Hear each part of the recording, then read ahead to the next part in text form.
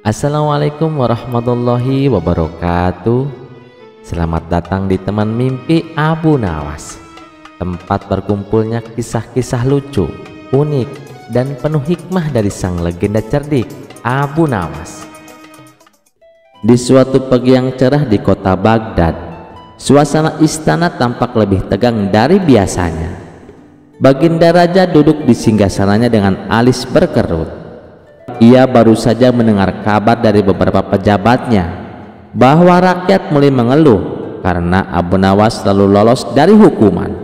Bahkan ketika membuat keonaran kecil, banyak yang merasa bahwa Abu Nawas diperlakukan terlalu istimewa. "Sudah cukup," ujar sang raja dengan nada kesal. "Abu Nawas terlalu bebas. Kali ini aku akan menjualnya di pasar." Para menteri yang mendengarnya saling berpandangan.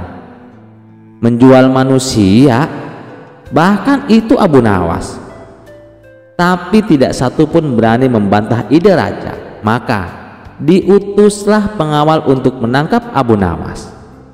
Abu Nawas yang saat itu tengah duduk santai di depan rumahnya sambil mengelus janggutnya, tampak tenang ketika para pengawal mendekat. "Abu Nawas, kau dipanggil raja," kata salah satu pengawal. Abu Nawas menyeringai. Ia pun langsung bergegas ke istana. Benar saja, sesampainya di istana, Baginda Raja berkata, "Abu Nawas, kau akan kujual di pasar, biar kau tahu rasanya menjadi budak." Abu Nawas mengangguk tenang. "Baiklah tuanku, asal harganya cocok dan tempatnya teduh." Raja makin kesal. Ia memerintah agar Abu Nawas diikat dan dibawa ke pasar esok pagi. Keesokan harinya, pasar Baghdad penuh sesak. Kabar tentang raja menjual Abu Nawas telah menyebar ke seluruh kota. Warga berkumpul dengan rasa penasaran. Pedagang, petani, pengemis, bahkan bangsawan berdatangan.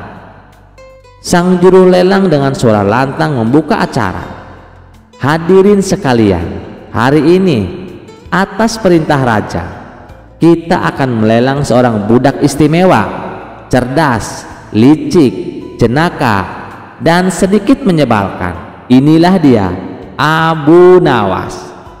Abu Nawas pun berdiri di atas panggung kecil, tangannya terikat, tapi tetap senyum lebar. Ia melambaikan tangan ke kerumunan seolah artis terkenal. "Siapa yang mau menawar?" teriak juru lelang. Seorang saudagar kaya mengangkat tangan. 50 dinar emas. 80, sahut pedagang kurma. 100 dinar, ujar seorang janda tua dengan suara lantang. Raja yang menyaksikan dari kejauhan terkekeh pelan, tapi yang terjadi kemudian membuatnya terkejut. Abu Nawas tiba-tiba berkata keras, "Tunggu. Kalian semua harus tahu, siapapun yang membeli saya akan mendapatkan satu paket lengkap. Saya akan tinggal di rumah Anda, mengatur keuangan Anda, mengomentari makanan Anda, dan saya akan menuntut tidur di ranjang terbaik di rumah." Orang-orang mulai saling memandang. "Tunggu, belum selesai," lanjut Abu Nawas.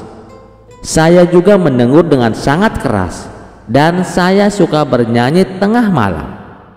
Kerumunan mulai tertawa. "Satu lagi," kata Abu Nawas dengan suara tenang, "saya punya kebiasaan unik. Saya selalu bertanya kenapa ini dan kenapa itu sepanjang hari. Saya akan membuat hidup Anda penuh filosofi atau frustasi." Saudagar yang menawarkan 100 dinar langsung mundur. Janda tua pura-pura batuk dan pergi. Pedagang kurma berbisik ke istrinya, "Untung belum dibayar." Raja terperanjat. "Apa maksudnya ini?" Juru lelang bingung. Apa ada yang masih ingin menawar?" Tiba-tiba Abu Nawas berseru, "Saya punya ide. Karena tidak ada yang mau membeli saya, bagaimana kalau saya yang akan membeli diri saya sendiri?" Orang-orang tertawa keras. Bahkan beberapa pengawal nyaris tak bisa menahan senyum. Abu Nawas lalu berteriak, "Aku tawar diriku sendiri 1 dinar perak." "2 dinar," kata seorang anak kecil ikut-ikutan.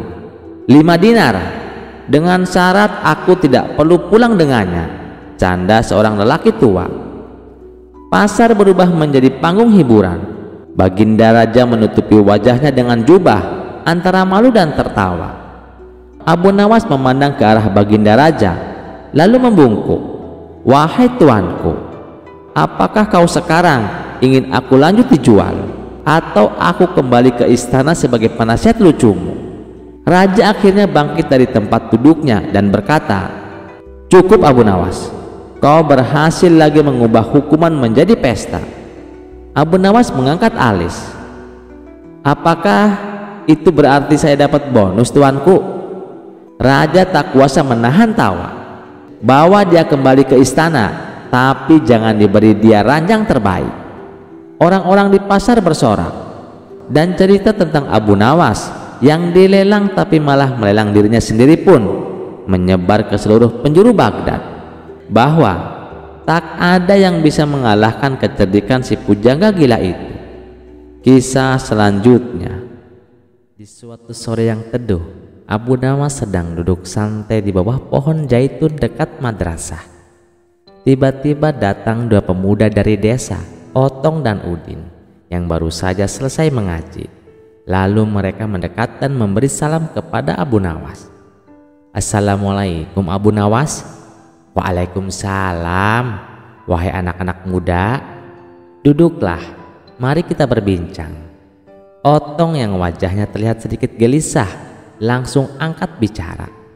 "Abu Nawas, bolehkah saya bertanya tentang sesuatu yang penting?" Abu Nawas mengangguk sambil tersenyum. "Tentu boleh. Apa gerangan yang membuatmu risau wahai Otong?" Otong menarik napas dalam-dalam lalu berkata, "Begini Abu Nawas, saya ini perokok berat. Tiap habis ngaji pasti tangan ini pingin ngebul. Nah, saya penasaran, di surga itu ada rokok enggak sih?" Abu Nawas mengelus janggutnya yang putih sambil menahan tawa yang hampir meledak. Ia berkata, "Pertanyaanmu unik sekali Otong, tapi baiklah, mari kita urai pelan-pelan." Udin, sahabat Otong yang sedari tadi menahan senyum, akhirnya menyela, "Abu Nawas, saya pernah dengar katanya di surga semua keinginan dikabulkan. Jadi ya mestinya ada dong rokok juga." Abu Nawas mengangguk. "Benar sekali. Surga itu adalah tempat segala kenikmatan. Bahkan yang belum sempat kita bayangkan pun Allah bisa ciptakan di sana. Tapi mari kita pikirkan secara logika saja." Otong dan Udin serempak mengangguk. "Begini," kata Abu Nawas mulai serius, "rokok itu terbuat dari daun tembakau, dibakar, lalu asapnya dihirup, betul?" "Betul," jawab Otong mantap. "Dan untuk membakarnya butuh apa?" "Api tentu saja," jawab Udin. "Nah," kata Abu Nawas sambil menatap mereka dengan mata berbinar, "di surga semua yang buruk tidak ada. Tidak ada sakit, tidak ada panas, tidak ada api, tidak ada juga korek gas." Otong melongo. "Loh, kalau begitu gimana cara nyalain rokoknya?" Abu Nawas mendekat dan dengan suara pelan namun penuh teka-teki berbisik, "Itulah, mungkin kalau ingin menyalakan rokok di surga harus jalan sedikit ke neraka." Otong dan Udin terdiam. Tak ada suara selain suara burung berkicau. Lalu mereka berdua tertawa terbahak-bahak. Begitu juga dengan Abu Nawas. "Hahaha, ya Abu Nawas, licik betul cara berpikirmu." Abu Nawas tersenyum lebar. "Bukan licik, itu logika. Surga tempat kenikmatan, tapi juga tempat kesucian. Sementara rokok meskipun nikmat membawa asap, membawa panas, bahkan bau. mana cocok dengan aroma kasturi dan keharuman surga. Otong mulai gelisah. Wah, kalau begitu bisa-bisa saya harus berhenti merokok mulai sekarang supaya nggak kangen di surga nanti. Betul, sahut Abu Nawas. Mumpung masih di dunia, biasakan diri meninggalkan yang tidak bermanfaat. Karena nanti kalau sudah di surga, engkau tidak rindu pada apa yang buruk. Udin mengangguk-ngangguk sambil menepuk pundak Otong. Nah lo Tong, ternyata rokok bukan tiket ke surga, malah bisa bikin jalan-jalan nggak sengaja ke tempat lain. Otong tersenyum kecut. Baiklah, mulai hari ini saya akan coba kurangi atau malah berhenti. Abu Nawas pun mengangkat cangkir tehnya. Minumlah teh ini Otong, hangatnya bisa menghentikan rasa rokok dan lebih sehat tentunya. Hangatnya bisa menghentikan rasa rokok dan lebih sehat tentunya. Sore itu pun diakhiri dengan tawa, teh hangat dan satu tekad baru dari Otong. Semua karena jawaban jenaka, tapi penuh makna dari si cerdik Abu Nawas. Kisah selanjutnya. Pada suatu pagi yang cerah di kota Baghdad, Abu Nawas sedang duduk santai di kedai kopi favoritnya. Ia menikmati secangkir kopi hangat sambil menikmati orang-orang yang berlalu lalang. Tiba-tiba ia melihat sekelompok orang yang sedang berkumpul dan tampak berdebat dengan serius. Rasa penasaran pun muncul dan Abu Nawas mendekati kerumunan itu. Di tengah kerumunan, seorang pria berjenggot tebal sedang berbicara dengan lantang. Rokok itu haram, tidak ada manfaatnya sama sekali dan hanya membahayakan kesehatan, katanya. Seorang pria lain yang tampak sebagai perokok berat dengan sebatang rokok di tangannya membantah. Weh, nggak bisa begitu dong. Rokok itu membuatmu menenangkan pikiran dan toh banyak orang yang menikmatinya. Abu Nawas dengan senyum lebar di wajahnya pun menyapa. Saudaraku, apa yang sedang kalian perdebatkan ini? Kami sedang mendiskusikan apakah rokok itu haram atau tidak. Nah, kalau kamu Abu Nawas, apa pendapatmu? Abu Nawas pun mengangguk bijak lalu berkata, baiklah, ayo kita lihat masalah ini dari sudut pandang yang berbeda. Nah, sekarang apakah ada yang tahu hukum makan roti dengan susu? Kerumunan pun terdiam. Lalu salah satu dari mereka menjawab, tidak ada Abu Nawas, itu sih perkara mubah. Boleh-boleh saja dilakukan. Lalu Abu Nawas pun tersenyum dan melanjutkan, lalu bagaimana dengan naik unta di sore hari? Kembali kerumunan pun terdiam. Pria berjenggot tebal pun menjawab, ya tentu saja tidak ada hukum yang melarangnya lah Abu Nawas. Abu Nawas pun tertawa kecil dan berkata, nah jika hal-hal sederhana seperti ini tidak ada hukumnya, kenapa kita tidak melihat rokok dengan cara yang sama? Rokok, roti dengan susu, atau naik unta di sore hari tidak disebutkan secara khusus dalam Al-Quran maupun Al-Hadis. Yang penting ada niat dan dampaknya. Tapi Abu Nawas, rokok itu kan jelas merugikan kesehatan. Bukankah sesuatu yang merugikan itu harus dihindari? Tanya pria berjenggot tebal. Abu Nawas pun mengangguk setuju. Iya, itu benar saudaraku. Tapi ingatlah, banyak hal yang jika berlebihan juga merugikan. Minum kopi terlalu banyak bisa membuatmu jantung berdebar-debar. Tetapi apakah kita akan melarang kopi? Pria perokok yang tadi berdebat tersenyum lebar karena merasa didukung oleh Abu Nawas. Tuh lihat, Abu Nawas saja setuju denganku. Tapi Abu Nawas mengangkat tangannya meminta semua orang untuk mendengarkan. Tunggu dulu, aku belum selesai. Sebaliknya kita juga harus bijak.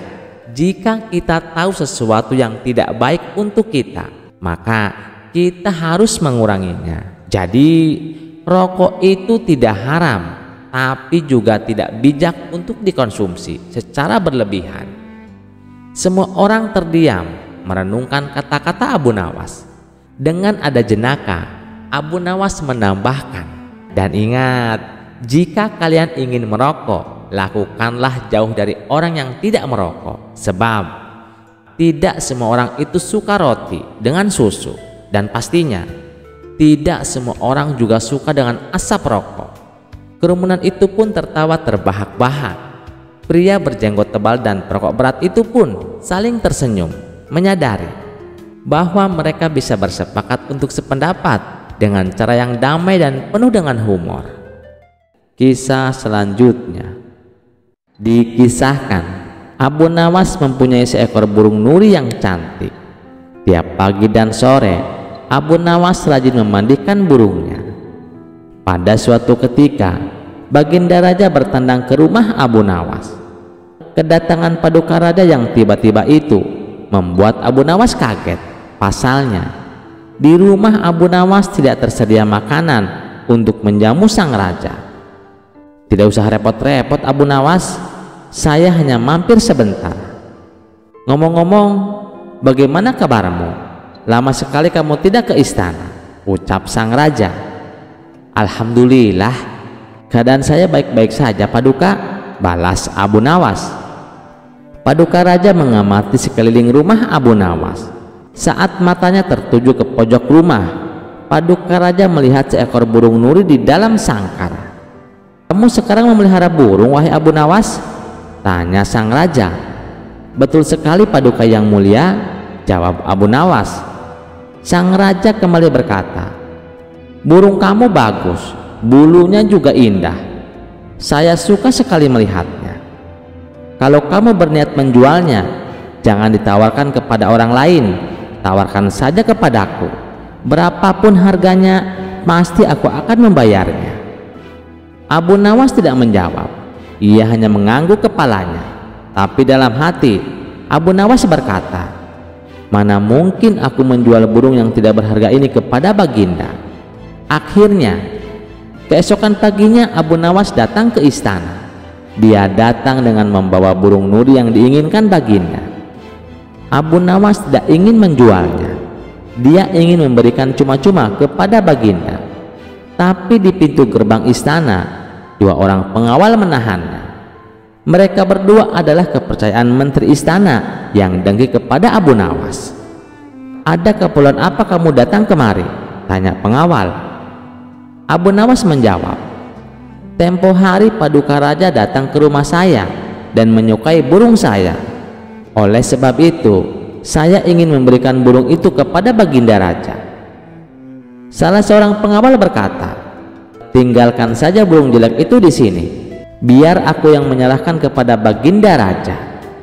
Abu Nawas pun menurut. Dalam situasi seperti ini, ia tak mungkin melawan. Kedua pengawal itu lalu menukar burung Abu Nawas dengan burung gereja. Setelah itu, diserahkan kepada Baginda Raja. Paduka yang mulia, ini ada titipan burung dari Abu Nawas, ucap pengawal. Kurang ajar Abu Nawas, kata sang raja penuh dengan emosi. Sang raja merasa terhina dengan perbuatan Abu Nawas.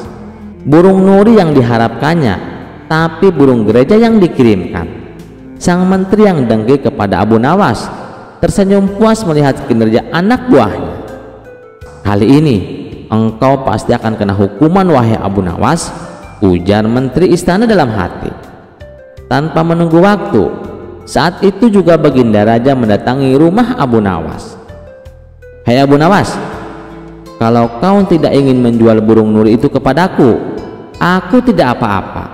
Tapi jangan kau kirim burung gereja ke istana. Itu suatu penghinaan buatku, kecam Baginda Raja dengan mata memerah menahan amarah. Abu Nawas kaget mendengar perkataan Baginda Raja. Padahal yang ia kirimkan adalah burung nuri sesuai dengan keinginan Baginda Raja. Tapi Abu Nawas tidak mempunyai saksi untuk membuktikannya. Sedangkan kedua pengawal yang menghadangnya di istana adalah orang kepercayaan menteri yang dengki kepada dirinya. Tapi Abu Nawas tidak kehilangan akal. Begini Paduka yang mulia, tutur Abu Nawas, mencoba meredakan amarah Baginda. Di istana Paduka telah kemasukan dua orang penyihir. Raja bertanya heran, "Penyihir yang mana wahai Abu Nawas? Siapa mereka?" Abu Nawas menjawab, "2 orang penjaga pintu istana, itulah penyihirnya Paduka. Mereka telah menyihir burung nuri menjadi burung gereja. Kalau Paduka tidak percaya, tunggulah besok di istana. Paduka akan menyaksikan sendiri betapa hebatnya sihir mereka. Saya masih punya burung satu lagi untuk Paduka." Sang raja bertanya, "Burung apa itu?" "Burung pipit Paduka yang mulia," balas Abu Nawas. "Burung pipit? Kamu sendiri kan tahu Abu Nawas, saya tidak suka dengan burung pipit," bentak sang raja. "Sabar dulu Paduka yang mulia, besok pagi saya akan ke istana membawa burung pipit.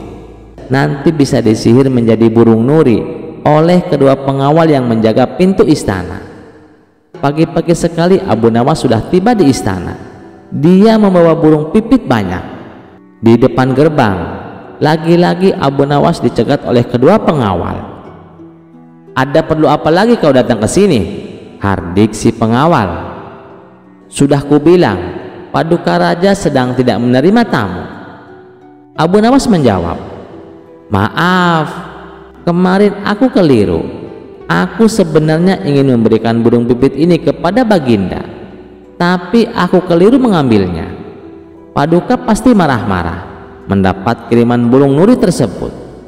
Semua orang tahu Baginda sangat benci dengan burung nuri. Baginda pernah tersesat di hutan gara-gara burung nuri sialan itu. Maafkan aku telah membuat Baginda Raja marah," tegas Abu Nawas. "Taruh saja di situ, biar nanti aku yang akan menyerahkan kepada Baginda," perintah pengawal istana.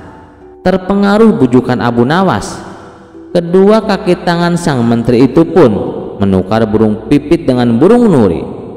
Setelah itu mereka menyerahkannya kepada Baginda Raja, dan keduanya bersukaria karena sebentar lagi Abu Nawas pasti akan mendapatkan hukuman yang berat dari sang raja.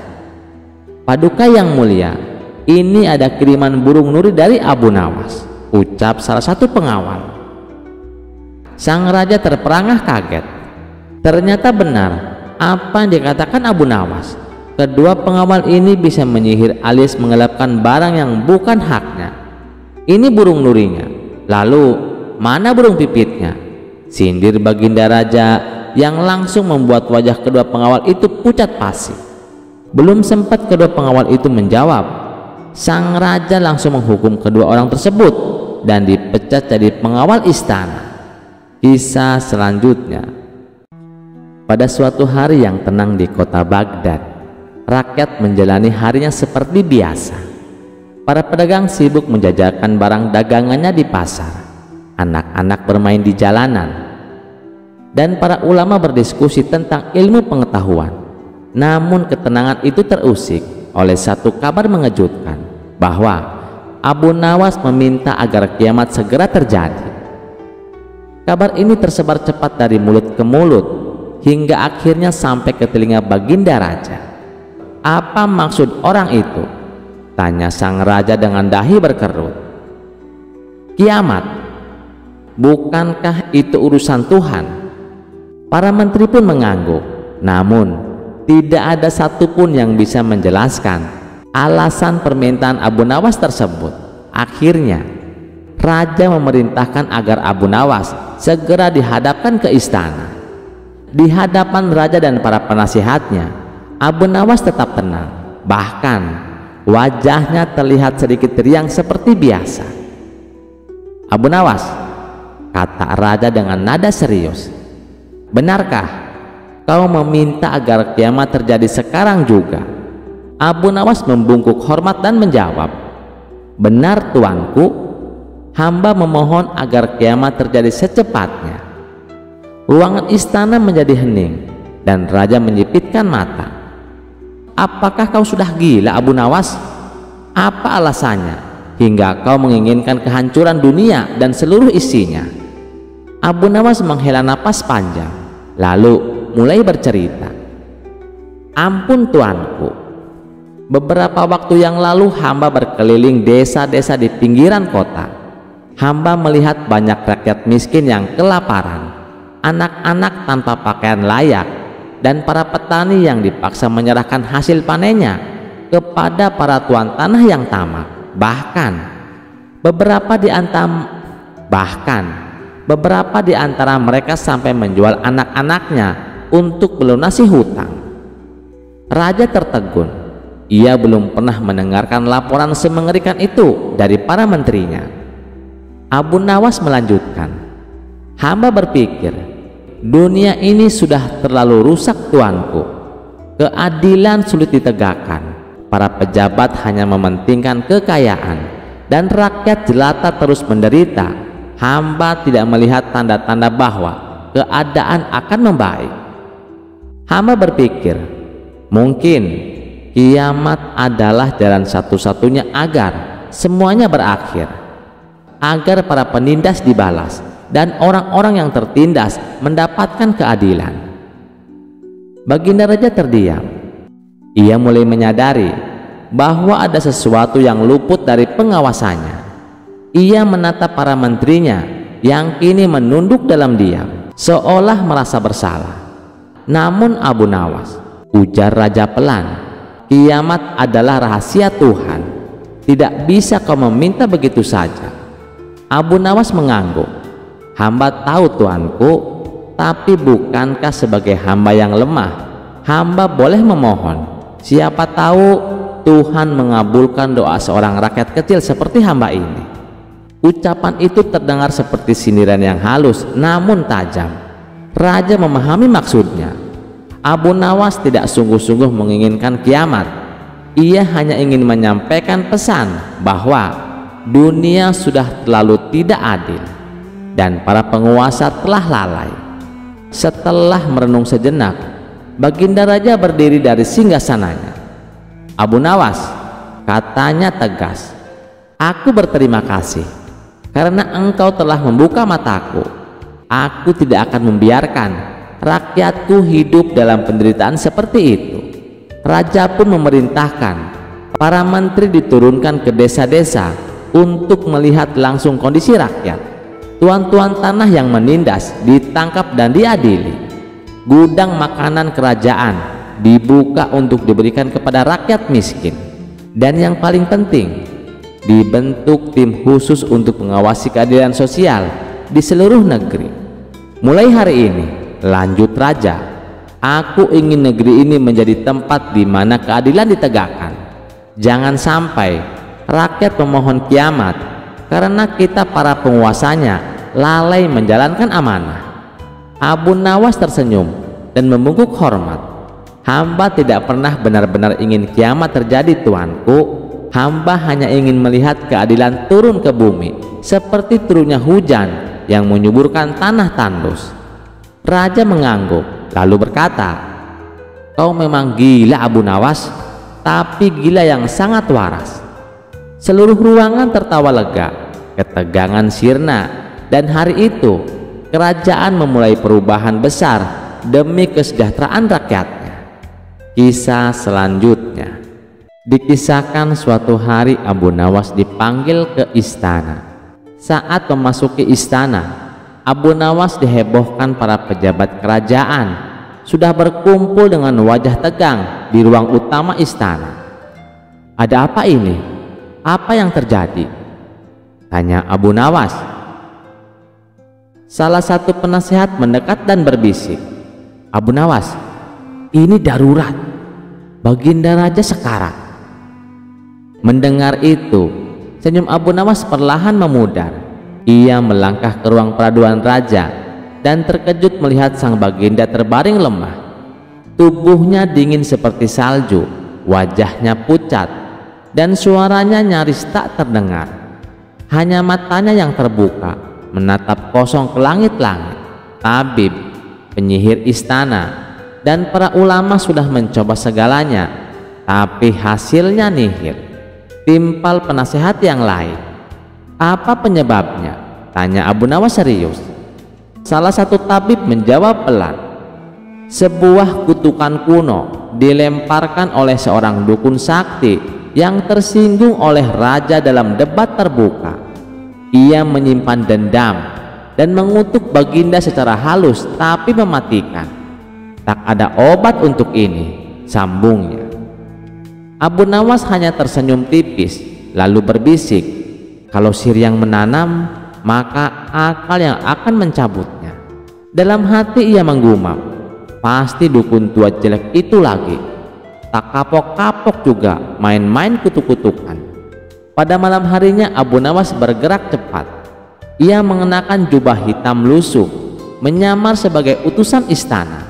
Dengan tongkat kayu tua dan langkah mengendap-endap, ia menuju hutan angker tempat sang dukun tinggal, di sebuah gubuk reot yang diselimuti kabut, yang dimana burung hantu pun ogah singgah.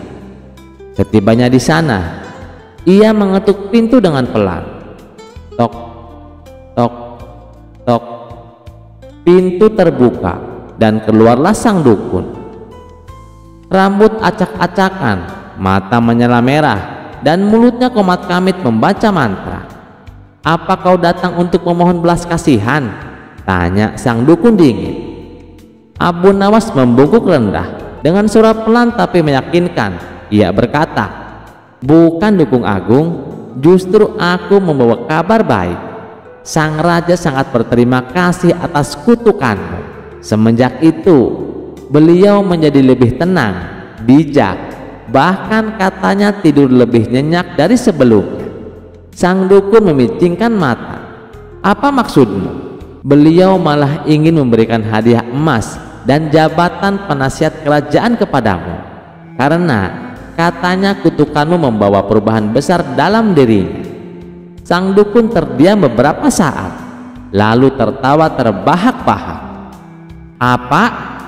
Jadi kutukanku malah membuatnya bahagia? Dengan wajah merah padam, sang dukun mengangkat tangan dan berteriak, kalau begitu aku cabut kutukannya, biar dia kembali ke sifat aslinya yang menyebalkan itu. Lihat apakah dia masih bisa tenang. Begitu mendengar itu, Abu Nawas buru-buru pamit dengan pura-pura panik, lalu melesat pulang ke istana. Dalam hati ia menyengir puas. Terima kasih dukun, kau terlalu mudah dipancing. Keesokan harinya, raja bangun dari tidurnya. Tubuhnya mulai hangat, wajahnya cerah, dan suaranya kembali lantang.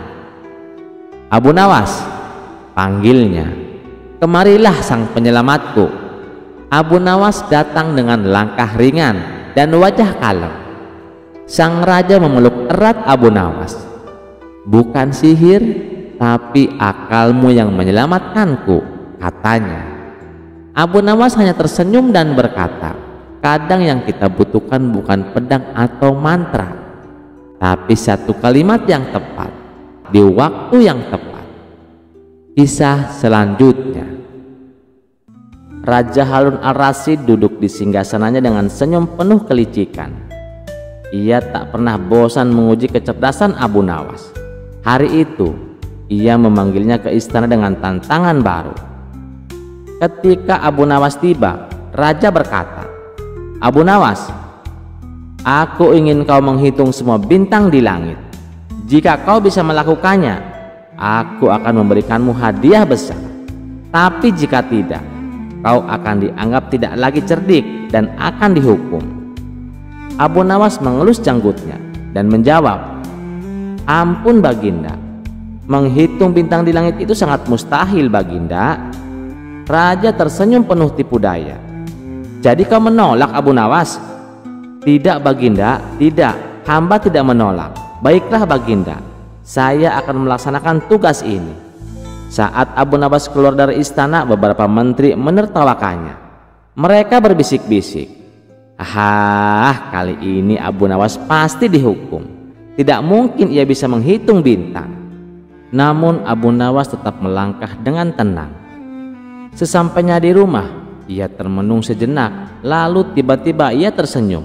Sebuah ide cemerlang muncul di benaknya. Tanpa membuang waktu, ia pergi ke pantai dan mengambil satu karung penuh pasir halus. Ia menggotong karung itu pulang dengan penuh keyakinan.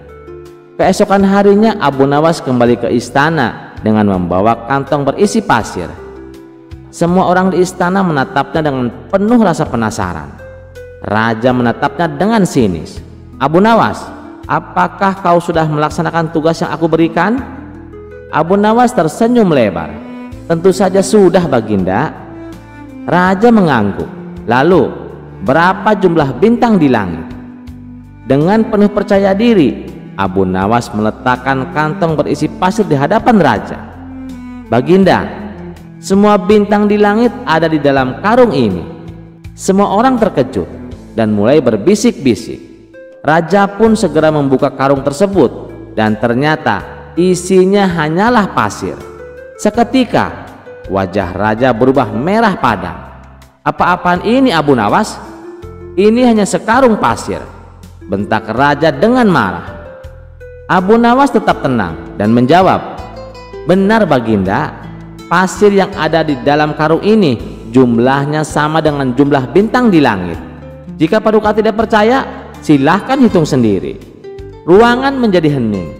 Para menteri yang sebelumnya menertawakan Abu Nawas kini terdiam, tak tahu harus berkata apa. Raja pun dibuat pusing 7 keliling. Namun tak lama kemudian ia tertawa terbahak-bahak. "Hahaha, kau memang cerdik, Abu Nawas. Aku mencoba menjebakmu, tapi kau selalu punya cara untuk mengakaliku." Karena kagum dengan kecerdikan Abu Nawas, raja pun menghadiahinya dengan pundi-pundi uang emas. Sementara para menteri yang sempat menertawakannya hanya bisa menelan ludah.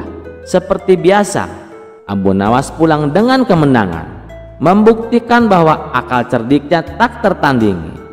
Kisah selanjutnya.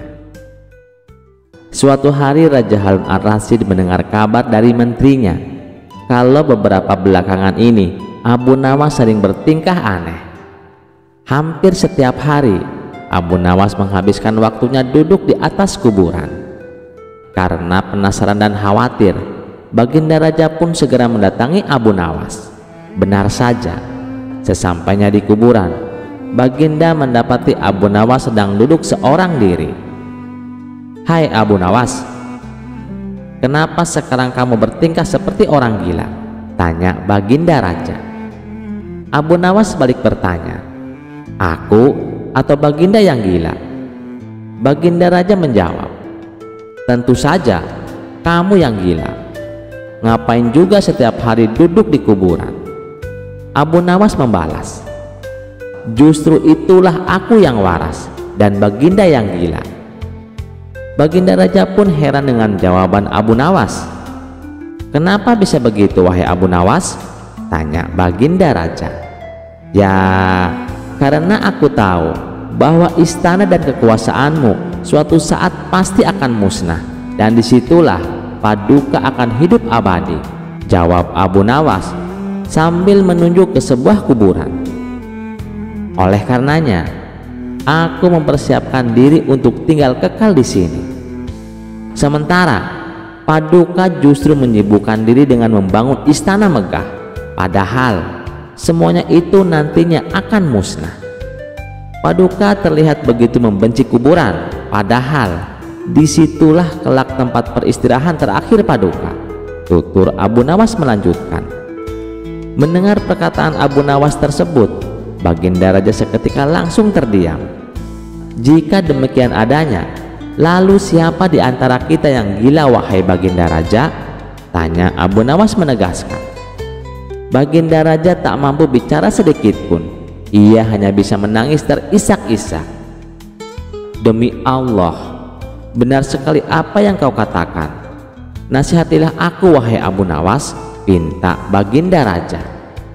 Dengan pandangan sorot mata yang tajam, Abu Nawas berkata, "Cukuplah kau pegang dan amalkan kitabullah."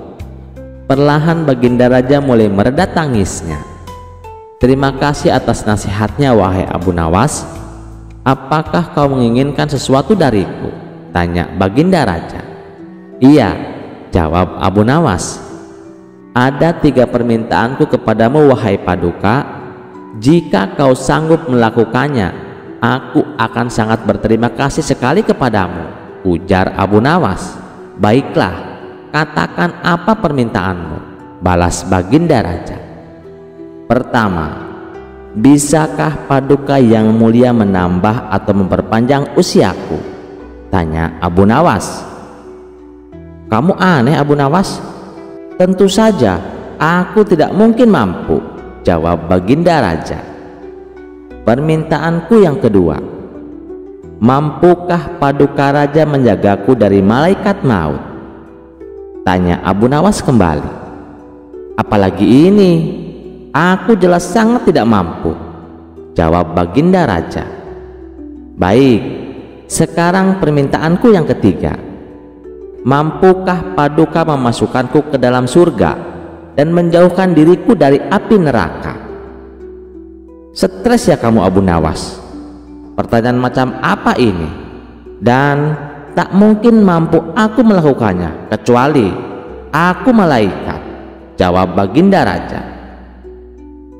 Kemudian Abu Nawas berkata, kalau begitu aku tidak membutuhkan bantuanmu, silahkan Paduka Raja pergi dari sini. Baginda Raja pun lantas meninggalkan Abu Nawas seorang diri di sebuah pemakaman yang penuh dengan ketenangan.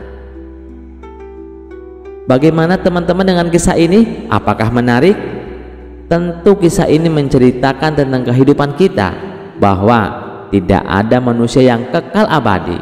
Semuanya akan kembali kepada Allah Subhanahu wa Ta'ala. Dan cerita selanjutnya tidak akan kalah menarik. Mari kita simak ceritanya. Dikisahkan, Baginda Raja baru saja melantik hakim istana yang baru. Hakim tersebut terkenal jujur dan juga baik hati. Yang paling disukai Baginda dari hakim baru ini, ia gemar berburu di hutan seperti dirinya. Suatu hari di sela-sela waktu santai Baginda Raja, ia memanggil hakim baru tersebut untuk menghadapnya. Bagaimana pekerjaanmu? Apakah ada kasus yang sulit diselesaikan? Tanya Baginda Raja. Alhamdulillah Paduka, semua pekerjaan masih bisa saya atasi, jawab hakim istana. Bagus, awas jangan main-main dengan jabatanmu. Kalau kamu sampai ketahuan menerima sogokan, saya bukan hanya akan memecatmu, tapi juga akan memenjarakanmu, ancam Baginda Raja. Jangan khawatir Paduka, saya ini bukan tipe orang yang suka disogok. Malah saya justru membenci perbuatan itu. Saya ini kan sudah kaya Paduka, buat apa menerima sogokan? Bukankah Paduka tahu sendiri, gaji saya sebagai hakim sepenuhnya saya sumbangkan untuk fakir miskin, ujar hakim istana. Baguslah, saya percaya padamu. Oh ya, saya dengar katanya kamu gemar berburu di hutan. Bagaimana kalau besok kita berburu bersama-sama? Ajak Baginda Raja. Dengan senang hati wahai Paduka yang mulia, saya terima ajakan Paduka, balas hakim istana. Baiklah, besok kita berangkat, tapi saya akan mengajak Abu Nawas, timpal Baginda Raja. Abu Nawas yang saat itu sedang cekcok dengan istrinya langsung menerima ajakan Baginda Raja. Dengan begitu, ia bisa menghindari omelan sang istri. Singkat cerita, Abu Nawas, hakim istana, dan Baginda Raja pergi meninggalkan istana. Ketiganya memulai perjalanan menuju hutan. Abu Nawas, apa kamu punya saran? Hutan yang mana yang akan kita tuju? Tanya Baginda Raja. Ada Paduka, hutan di seberang lautan. Di sana banyak hewan kijang, tapi hutan tersebut terkenal angker, jawab Abu Nawas. Sama setan saja masa takut? Ayo kita ke sana, balas Baginda Raja. Ketiganya lalu menuju hutan yang terkenal angker. Saat akan memasuki hutan tersebut, Abu Nawas mulai merasakan aura mistis. Paduka, apa Paduka yakin akan masuk ke dalamnya? Tanya Abu Nawas. Tenang saja Abu Nawas, saya dan hakim istana sudah pengalaman keluar masuk ke dalam hutan, jawab Baginda Raja.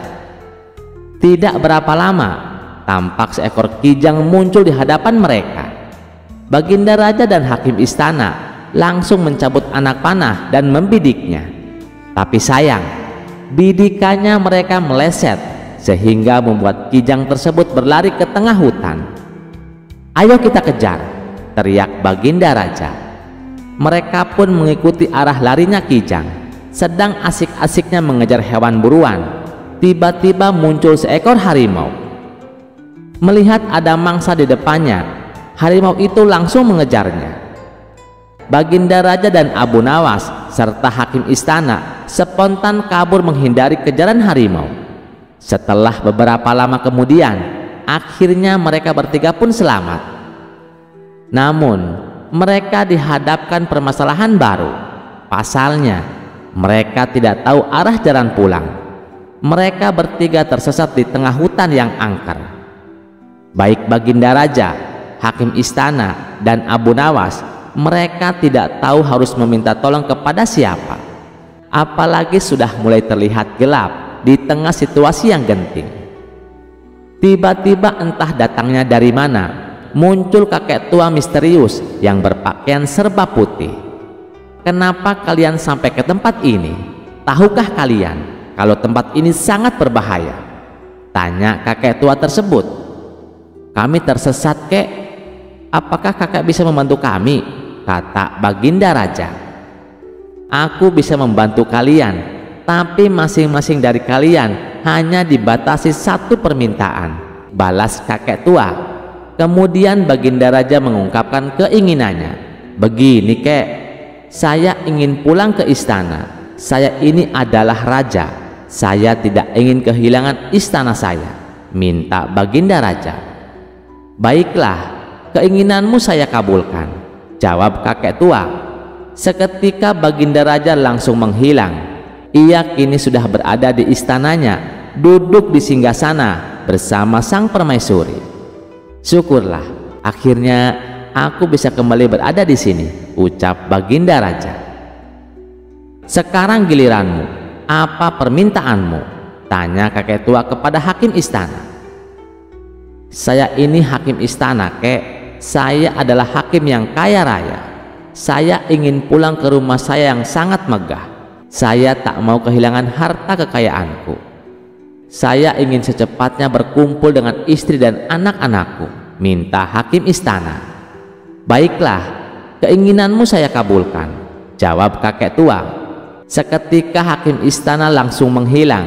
Ia kini berada di rumahnya yang megah, berkumpul dengan istri dan anak-anaknya.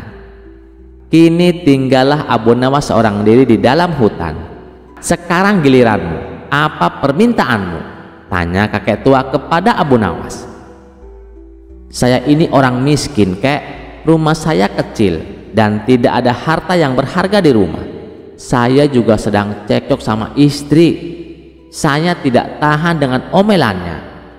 Hal inilah yang membuat saya tidak betah di rumah, kek. Jadi saya meminta supaya baginda raja dan hakim istana dikembalikan ke sini untuk menemaniku," minta Abu Nawas.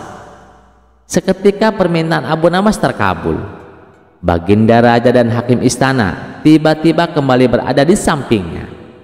Hakim istana dan baginda raja terkejut dengan kejadian ini. "Kenapa kami kembali berada di sini?" tanya baginda raja dan hakim istana. "Itu atas permintaan kawanmu," jawab kakek tua itu. "Katanya dia sedang tidak betah di rumah. Dia ingin kalian berdua menemaninya di sini," jawab kakek tua itu. "Abu Nawas, kamu kurang ajar," teriak hakim istana dan baginda raja. Sementara si kakek tua misterius itu langsung menghilang dari hadapan mereka. Bagaimana ceritanya teman-teman? Menarik bukan? Cerita selanjutnya tidak kalah menarik lagi. Mari kita simak ceritanya. Dikisahkan, Abu Jahil sangat menaruh dendam kepada Abu Nawas. Ia terus mencari cara agar bisa membalaskan dendamnya. Tapi setiap kali Abu Jahil berusaha menjebak Abu Nawas, justru ia sendiri yang kena getahnya. Kurang ajar Abu Nawas. Ada saja cara dia lolos dari jebakanku, gerutu Abu Jahil. Setelah merenung agak lama, akhirnya Abu Jahil mendapatkan ide, sebuah siasat busuk untuk balas dendam. Esok paginya, Abu Jahil menyusun rencana jahat tersebut. Ia mendatangi warung penjual minuman keras. Kemudian, ia membeli 1 botol dan memasukkannya ke dalam sebuah karung. Karung tersebut ia ikat dengan seutas tali, lalu disembunyikannya di bawah semak-semak. Setelah itu, Abu Jahil pergi menemui Abu Nawas di rumahnya dengan ekspresi pura-pura bersedih. "Wahai Abu Nawas, aku butuh pertolonganmu. Sudilah kiranya engkau membantuku," pinta Abu Jahil. "Apa yang menimpamu, Abu Jahil? Kenapa kau terlihat begitu sedih?" tanya Abu Nawas khawatir. Meskipun Abu Jahil sering berbuat jahat kepadanya, tapi Abu Nawas tidak tega bila melihat Abu Jahil menderita begini. "Abu Nawas, sewaktu aku pulang dari pasar, aku membawa barang berharga yang aku simpan dalam karung. Tapi sialnya, di tengah jalan barang tersebut diminta paksa oleh para berandalan. Karena takut dibunuh, terpaksa aku memberikannya," tutur Abu Jahil berbohong. "Kasihan sekali nasibmu," ujar Abu Nawas. "Iya Abu Nawas, dan saya sempat melihat mereka menyimpan barang berhargaku di sebuah semak-semak yang berada di depan warung penjual minuman keras. Tapi saya tidak berani mengambilnya sebab mereka ada di sana menjaganya. Maukah kau menolongku Abu Nawas untuk mengambilkan barang berharga milikku?" pinta Abu Jahil. "Baiklah, saya akan menolongmu. Kamu tunggulah di sini," balas Abu Nawas. Abu Nawas yang tidak menaruh rasa curiga dan segera pergi untuk mengambil karung yang berisi sebotol minuman keras. Setelah Abu Nawas sudah tidak kelihatan, Abu Jahil segera menuju pos penjagaan. Kemudian ia melaporkan kepada beberapa prajurit kerajaan yang sedang berjaga di pos tersebut. "Wahai prajurit, tadi saya melihat Abu Nawas beli sebotol minuman keras, lalu ia sembunyikan di dalam sebuah karung. Kenapa tidak kalian tangkap Abu Nawas?" ucap Abu Jahil. Mendengar laporan tersebut, beberapa prajurit didampingi Abu Jahil segera bergegas menuju warung penjual minuman keras. Sementara Abu Nawas yang berhasil menemukan karung milik Abu Jahil langsung mengambilnya dan membawanya pulang untuk dikembalikan kepada Abu Jahil. "Untunglah para berandalan tersebut sudah pergi, jadi aku bisa dengan mudah mengambilnya," batin Abu Nawas. Saat dalam perjalanan pulang, Abu Nawas berpapasan dengan Abu Jahil dan beberapa prajurit istana. Oh, ternyata Abu Jahil juga meminta bantuan para prajurit. Pasti dia khawatir terjadi sesuatu padaku, pikir Abu Nawas dengan pede. Belum sempat Abu Nawas berkata, tiba-tiba Abu Jahil berteriak, "Itu dia Abu Nawas!" Karung yang dibawanya pasti berisi botol minuman keras. Sontak Abu Nawas terkejut dan heran. "Apa-apaan kamu Abu Jahil? Maksudmu apa berkata demikian?" tukas Abu Nawas. "Sudah, kamu jangan pura-pura bodoh Abu Nawas. Kali ini kamu tidak bisa mengelak," balas Abu Jahil. Saat para prajurit menggeledah karung yang dibawa Abu Nawas, mereka mendapati sebotol minuman keras. Abu Nawas pun akhirnya ditangkap dan dibawa menghadap Baginda Raja. "Kurang ajar kau Abu Jahil, kau telah menjebakku," teriak Abu Nawas. Abu Jahil justru tertawa puas menyaksikannya. "Kali ini dendamku pasti terbalaskan. Abu Nawas pasti akan mendapatkan hukuman berat," pikir Abu Jahil. Ketika mereka menghadap Baginda Raja, Abu Jahil berkata, "Paduka yang mulia, saya hendak melaporkan Abu Nawas. Dia telah kedapatan membawa botol minuman keras. Untunglah para prajurit istana langsung menangkapnya ucap Abu Jahil. Abu Jahil menuntut supaya Abu Nawas dipenjara dengan dakwaan telah minum minuman keras. Sebenarnya Baginda Raja tahu kalau Abu Nawas tidak melakukannya, sebab tidak mungkin Abu Nawas berani membawa pulang minuman keras. Bisa-bisa ia kena damprat oleh istrinya, dan juga tidak tercium aroma miras dari mulutnya. Tapi Baginda Raja sengaja ingin menguji kecerdikan Abu Nawas. "Benar begitu Abu Nawas?" tanya Baginda Raja. Mendengar pertanyaan Baginda Raja, Abu Nawas hanya terdiam. "Aku harus cari cara supaya bisa lolos dari jebakan Abu Jahil," pikir Abu Nawas dalam hati. "Hai Abu Nawas, kamu ditanya kenapa diam saja?" bentak Baginda Raja. "Ampun Paduka yang mulia, tuduhan Abu Jahil tidak benar Paduka. Tuduhan tersebut hanya dibuat-buat. Apa buktinya kalau saya minum minuman keras?" bantah Abu Nawas. "Itu buktinya. Apa kamu buta?" ucap Abu Jahil sambil menunjuk botol yang ada di dalam karung. "Kamu tidak bisa mengelak lagi Abu Nawas. Buktinya sudah ada. Oleh karena itu kamu harus dihukum," timpal Baginda Raja. "Tunggu dulu Paduka yang mulia. Apakah hanya karena membawa botol minuman keras itu bisa dijadikan bukti? Dan kalau benar saya mabuk-mabukan, mana buktinya?" protes Abu Nawas. "Tentu saja bisa Abu Nawas. Itu bisa dijadikan bukti," tutur Baginda Raja. "Baiklah kalau memang begitu, saya juga akan mengajukan dakwaan kepada Abu Jahil karena Abu Jahil telah berbuat zina," balas Abu Nawas. Mendengar tuduhan Abu Nawas membuat Abu Jahil murka dan tidak terima. "Hai Abu Nawas, kamu jangan suka fitnah. Apa buktinya kalau saya berbuat zina?" teriak Abu Jahil. Dengan entengnya Abu Nawas menjawab, "Buktinya kamu kemana-mana membawa alat zina. Bukankah kemeluanmu adalah alat untuk berbuat zina?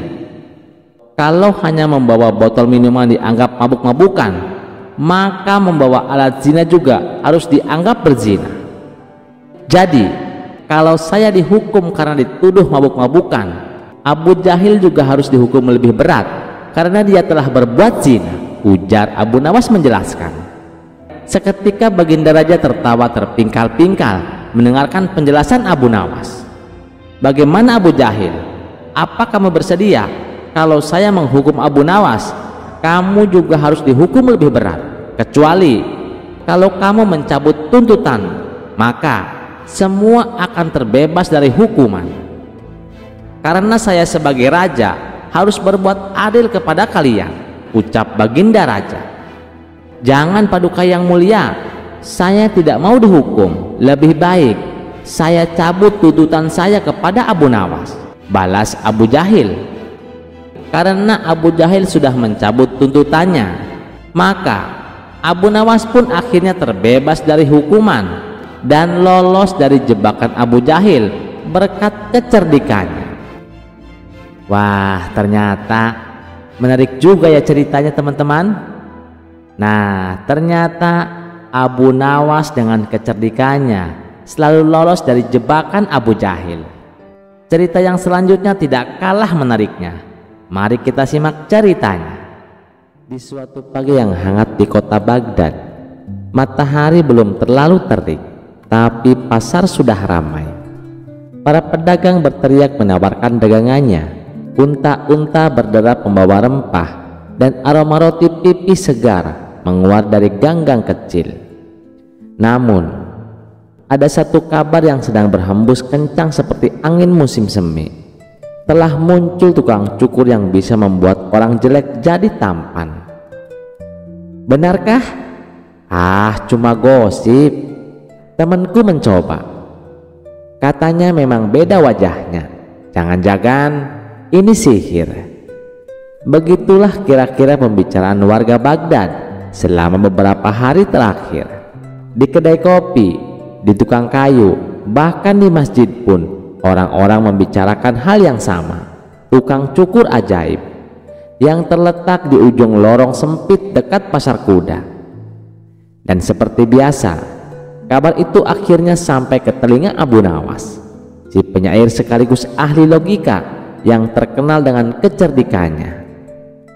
Awalnya Abu Nawas tak ingin ambil pusing, tapi semakin banyak orang membicarakannya, semakin gatal telinganya. Maka ia memutuskan pergi ke tempat tukang cukur tersebut. Ia mengenakan jubah lamanya yang warnanya sudah agak pudar, dan sandal yang solnya sudah minta diganti. Tapi wajahnya seperti biasa tetap menyimpan senyum misterius.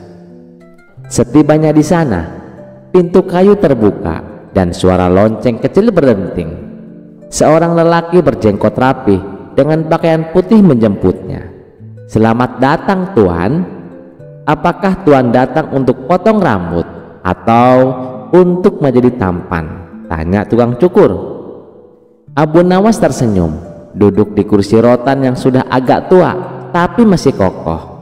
"Aku ingin tampan lebih muda dan gagah, Tuan," jawabnya. "Kau datang ke tempat yang tepat, Tuan," kata tukang cukur. "Begitu banyak orang yang bilang begitu, tapi aku ingin membuktikannya sendiri," ucap Abu Nawas sambil memperhatikan cermin besar di dinding. "Tak perlu khawatir, Tuan.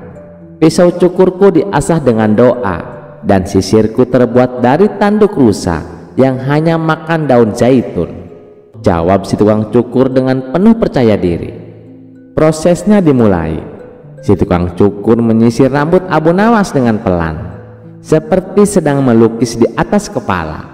Lalu ia mengambil minyak dari botol kecil yang berbau harum rempah-rempah. Abu Nawas mulai meremelek karena wanginya yang menenangkan. Ini minyak dari daun cedar, air embun pagi, dan 1 tetes air mata unta betina, jelas si tukang cukur dengan serius. Abu Nawas mengangguk-angguk, setengah percaya, setengah bingung. Apakah ini sedang dipijat atau dibohongi? Kemudian rambut dipotong dengan rapi, tidak terlalu pendek, tapi cukup membentuk wajah. Janggut dirapihkan, alis disentuh sedikit dengan benang halus. Akhirnya, setelah hampir 1 jam, sang tukang cukur berkata, "Tuan, sekarang lihatlah di cermin. Ini dia, dirimu yang baru." Abu Nawas menatap cermin dengan teliti. Ia memiringkan kepala ke kiri, lalu ke kanan.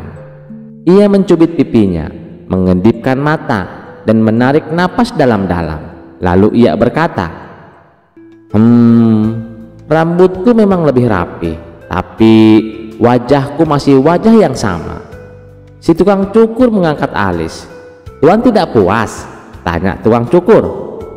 Abu Nawas pun menjawab, "Bukan tidak puas, tapi katanya setelah potong rambut di sini wajah jadi tampan. Aku masih seperti kemarin. Kalau ada yang berubah, mungkin hanya karena aku belum cuci muka saja." Tukang cukur itu tertawa ringan. "Ah, Tuan, saya ini cuma tukang cukur, Tuan. Saya bisa memotong rambut, bukan memotong usia. Saya bisa merapikan bentuk, bukan mencetak ulang wajah." Abu Nawas menatapnya, lalu mencekat sambil setengah berbisik, "Tapi kau mengatakan bisa membuat orang jelek jadi tampan. Coba Tuan bayangkan, saat usia Tuan masih muda dengan rambut seperti ini, bukankah Tuan akan kelihatan tampan?" ujar si tukang cukur. Mendengar alasan tersebut, Abu Nawas pun hanya tersenyum. "Jadi semua ini hanya permainan pikiran," ucap Abu Nawas. Lebih tepatnya, penyadaran bahwa manusia sering lupa. Yang jelek bukan wajahnya, tapi pikirannya yang selalu membandingkan.